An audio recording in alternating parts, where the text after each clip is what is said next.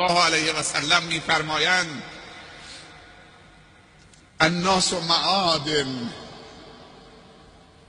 کمعادن الذهب والفضه. میگه انسان ها هر کدومشون چون معدنهای طلا و نقره هستند. یک انسان خوب هدایت شده معدنی چون معدن طلاست. وقتی انسان هدایت می شود به صراط مستقیم به راه خدا، یک پارچه منشأ خیر می شود وجودش.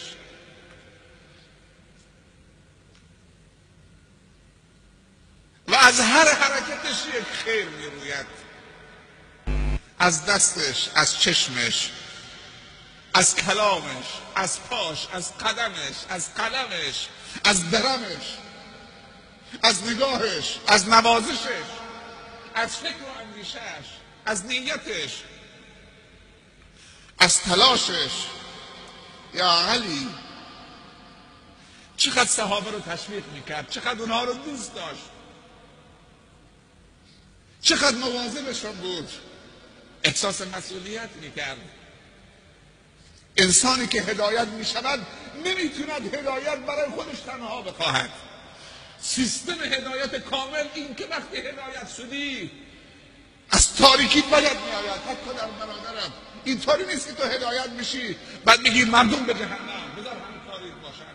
کسی که درونش با نور ایمان روشن شد تحمل تاریکی در برادرش ندارد. اونهایی که میگن ما خودمون سیریم، ما خودمون که کاملیم، ما خودمون که مشکلی نداریم، جامعه به جهنم، اونها هدایت کامل نشدن حتی اگر در نماز صبح شرکت میکنه. اونهایی که کاری به خیر و شر جامعه ندارن اگر پیشانیش تو نماز صبح به زمین میماله در نماز صبح که نفاق نیست، اون هدایت کامل نشده. هدایت کامل این که دو صفت امر به معروف و نهی از منکر را در انسان ایجاد بکنه.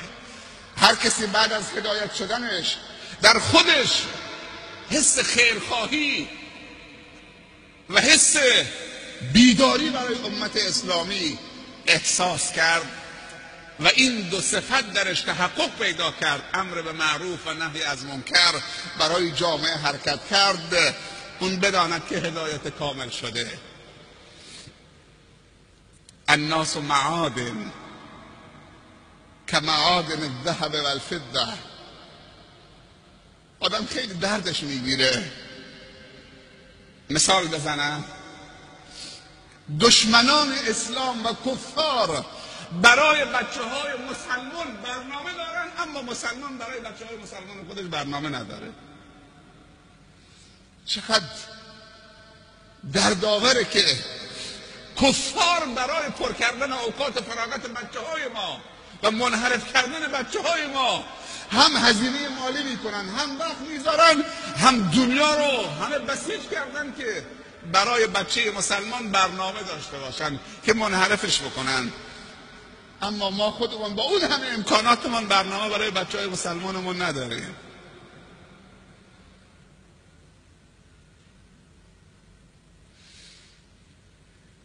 خدا خوشش میاد، راضی میشه از ما که دشمنان خدا برای دوستان خدا برنامه دشمنی پیاده بکنن و هزینه بکنن. یکی از دوستان از هرات افغانستان آمده بود. هرات یک شهر مرزیه با ما، نزدیک مشهده، شاید 2 ساعت بیشتر از مشهد تا اونجا راه نیست.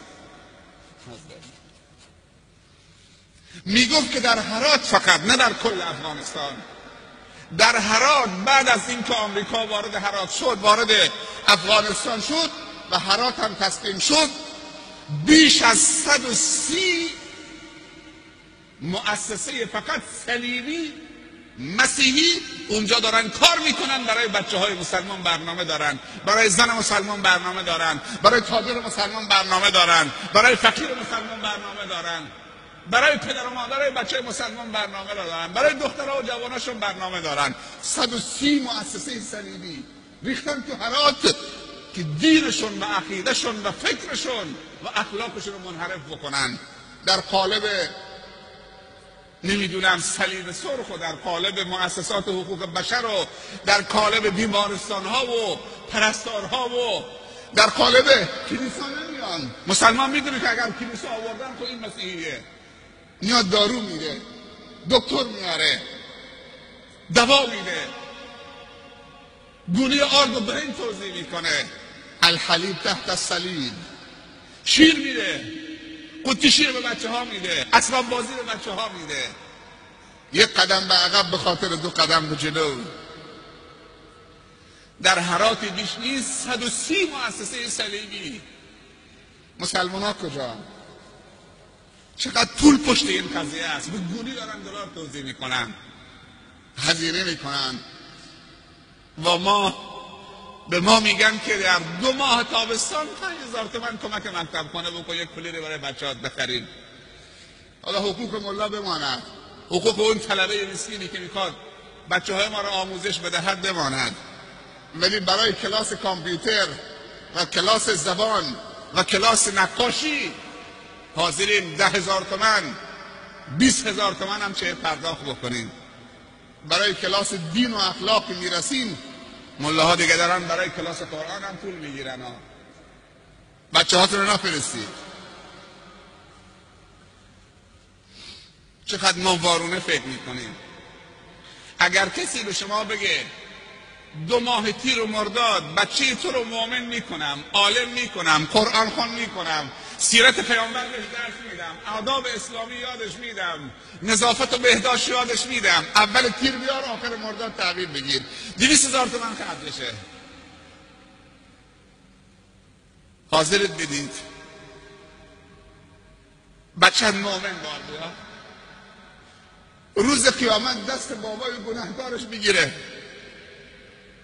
بچه مؤمن و حافظ قرآن و عالم در خانوادهش شفاعت نمیکنه. روز قیامت تو ترازوی پدر و مادرش نیست. بچه اگر در خانه حافظ قرآن باشه، عالم به الفاظ قرآن باشه، به تفسیر باشه، پایبند اعمال اسلامی بشه، 2 تا تاج میذارن از تاج بهشتی رو سر پدر و مادرشون.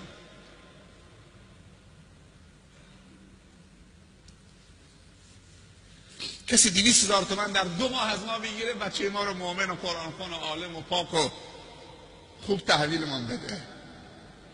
ولی اگر این کار نکردیم، ما میگیم 5,000 تومان بدید. شاید خیلی ها نداشته باشن 5,000 تومان. 5 تا بچه داره، 5 تا 5 تا میشه 25 تا. آقا سید اگر تو خانواده 5 تا بچه دارن، شما مال 2 نفرشون بگیرید، 3 نفرشون خودتون بدید. یعنی تو این جمع شرط تاجر نیست که مال 50 تا بچه یتیم و فقیر که شهریه نداره پرداخت بکنه برای تعلیم کلاس قرآن، تحمل بکنه و روز قیامت تو پروندهش باشه.